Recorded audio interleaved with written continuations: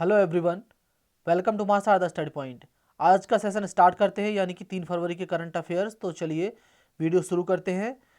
Video आपको अगर अच्छा लगता है तो वीडियो को लाइक करिए, शेयर करिए और चैनल को सब्सक्राइब करिए। पहला क्वेश्चन है कि भारत का पहला जेंडर पार्क किस राज्य में खोला जाएगा। भारत का पहला जेंडर पार्क खोला जा रहा है केरल में। केवल जेंडर पार्क ही नहीं, केरल में पहला जेंडर डेटा हब भी खोला जा रहा है। केरल में पहला जेंडर डेटा हब ये भी खोला जा रहा है केरल में। और अगर आपसे पूछे जेंडर पार्क केरल में किस जगह खोला जा रहा है, तो ये खोला जा रहा है कोझिकोड में। कोझिकोड एक जगह है केरल में, उस जगह पर। और केरल के जो सीएम है उनका नाम है पिनाराई विजयन। पिनाराई विजयन ये सीएम है। गवर्नर कौन है? गवर्नर है मोहम्मद आरिफ खान।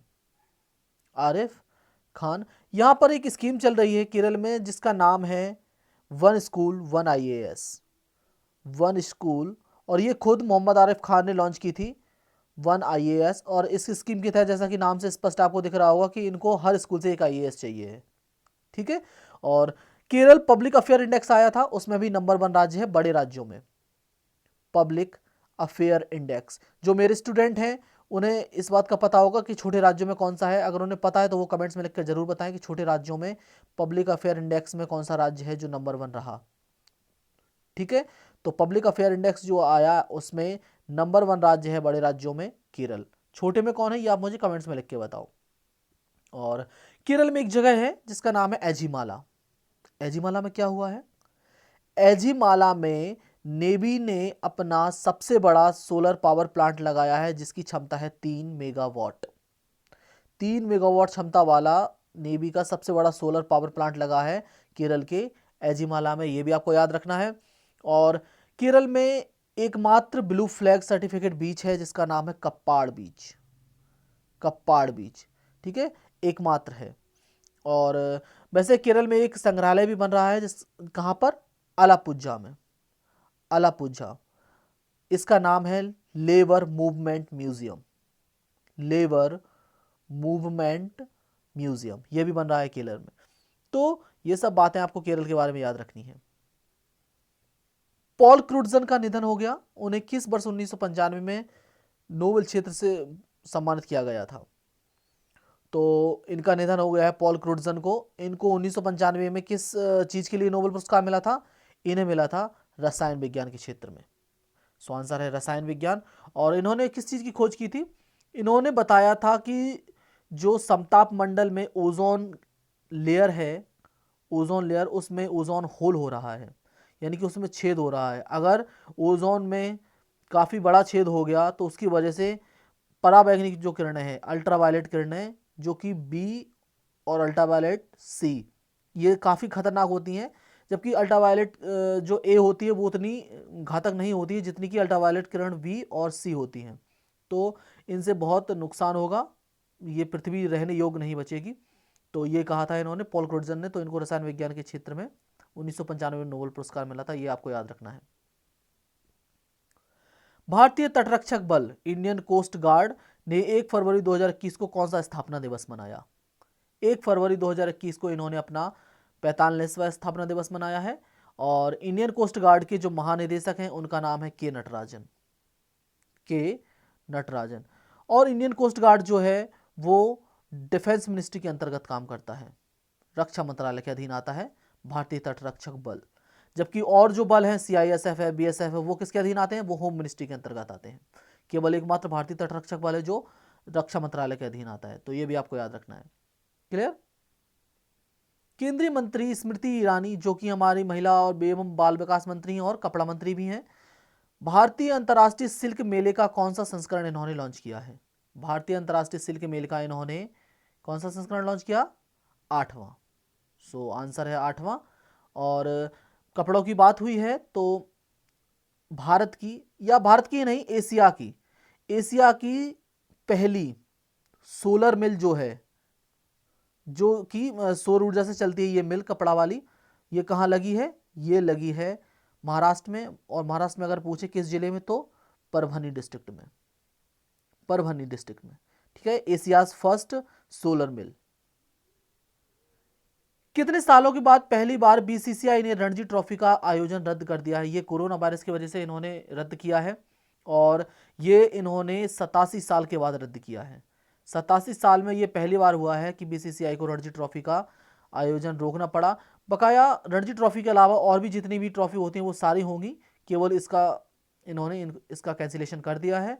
और बीसीसीआई की चेयरमैन कौन है? सौरभ गांगुली। सौरभ गांगुली इसके चेयरमैन है, ये भी आपको याद रखना है। बकाया अभी आपको मैंने बताया था एशियन क्रिकेट काउंसिल के चेयरमैन कौन बन गए हैं? जय शाह। और ये कौन है? ये हैं अमित शाह के बेटे। एशियन क्रिकेट काउंसिल के नए चेयरमैन बन गए हैं जय शाह। और आईसीसी का हेडक्वार्टर है दुबई में। आईसीसी के चेयरमैन बने हैं ग्रेग बार्कले।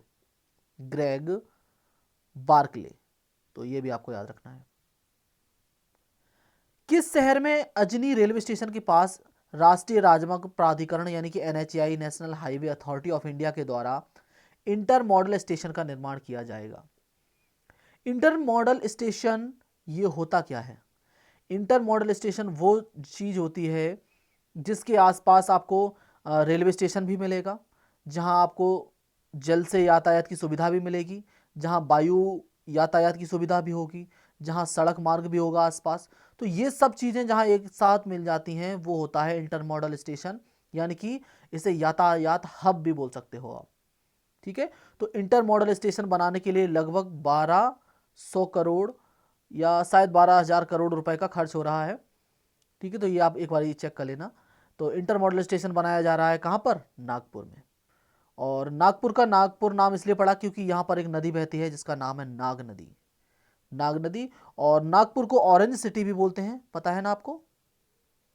Orange city. तो ये भी आपको याद रखना है, नागपुर को क्या कहते हैं? Orange city.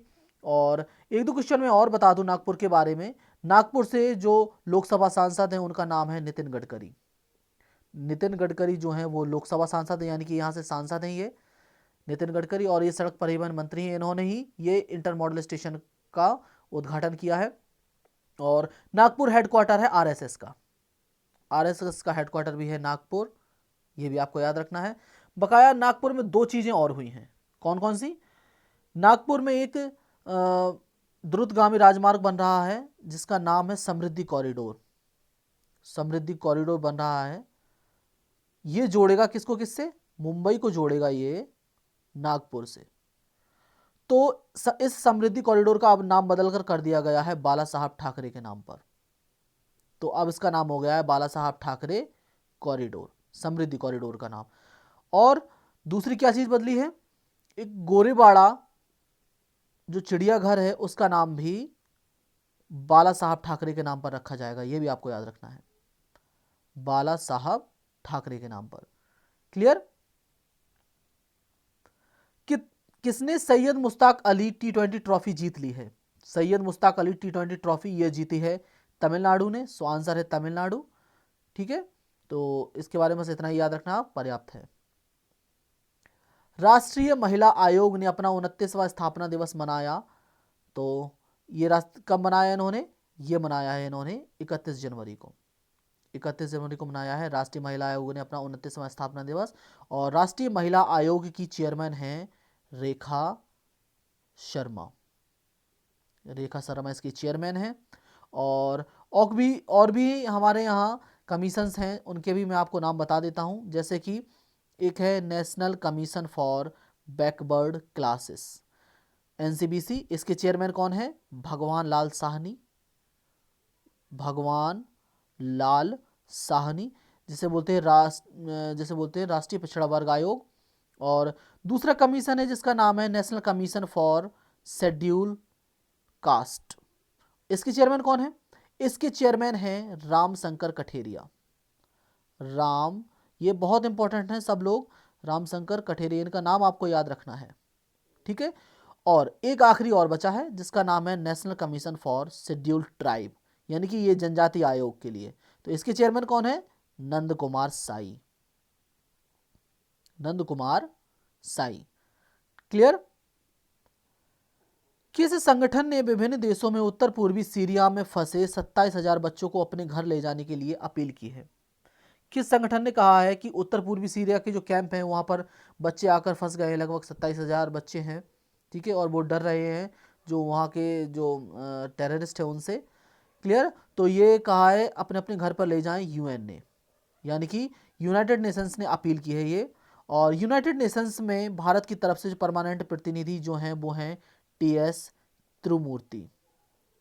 टीएस त्रिमूर्ति परमानेंट रिप्रेजेंटेटिव हैं भारत की तरफ से, और एंटोनियो गुटेरस जो हैं वो इसके महानिदेशक हैं यूनाइटेड नेशंस के। ये पुर्तगाल से हैं एंटोनियो गुटेरस। और यूनाइटेड नेशंस का हेडक्वार्टर कहाँ है? यूनाइटेड नेशंस का हेडक्वार्टर है न्यूयॉर्क में। यूनाइटेड नेशंस का ही नहीं, यूनिसेफ का भी न्यूयॉर्क में हेडक्वार्टर है। यूनाइटेड नेशंस की संस्था है यूएन वुमेन, उसका भी हेडक्वार्टर है। और यूएनडीपी का हेडक्वार्टर भी न्यूयॉर्क में स्थित है। क्लियर। अगला क्वेश्चन है, किस कंपनी ने रिपब्लिक ऑफ गेमर्स नामक यानी कि रोग गेमिंग अकादमी भारत में खोलने की घोषणा की है? ये एक गेमिंग एकेडमी खोल रहे हैं जिसका नाम है रोग यानी कि रिपब्लिकन ऑफ गेमर्स। तो ये खोल रहा है आसूस। आसूस मोबाइल बनाता है, ये कंप्यूटर भी बनाता है, यानी कि गैजेट्स बनाने वाली कंपनी है आसूस। और आसूस कंपनी है ताइवान की। आसूस ही नहीं, एक और कंपनी आपने सुनी होगी एसर, ये भी कंप्यूटर्स वगैरह बनाती है, ये भी कंपनी ताइवान की है। तो ये याद रखना है, रिपब्लिक ऑफ गेमर्स ये भारत में बन रहा है आसूस के द्वारा, तो ये भी आपको याद रखना है। क्लियर है।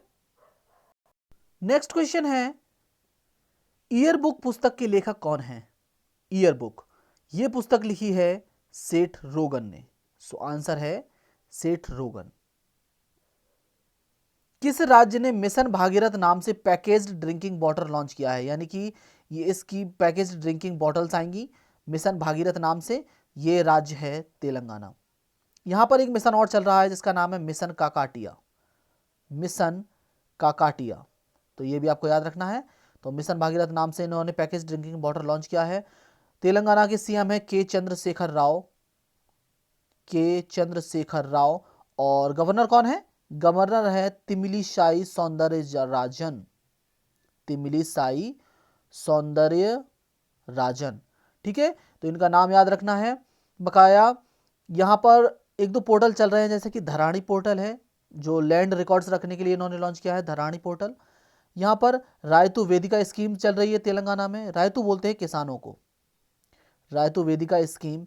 यहाँ पर एक प्रोजेक्ट चल रहा है जिसका नाम है कालेश्वरम। कालेश्वरम प्रोजेक्ट भी चल रहा है तेलंगाना में, ये भी आपको याद रखना है।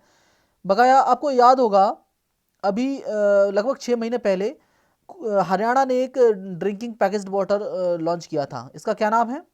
इसका नाम है हरियाणा फ्रेश। हरियाणा फ्रेश नाम से इन्होंने पैकेज ड्रिंकिंग वाटर इन्होंने भी लॉन्च किया था, यानी कि हरियाणा ने। तो ये भी आपको याद रखना है। सो ये था हमारा आज का यानी कि 3 फरवरी का वीडियो। मिलते हैं कल 4 फरवरी की वीडियो में, तब तक के लिए घर पर रहें और अच्छे से पढ़ाई करते रहें। Thank you so much for watching this. Stay safe, stay healthy and keep studying.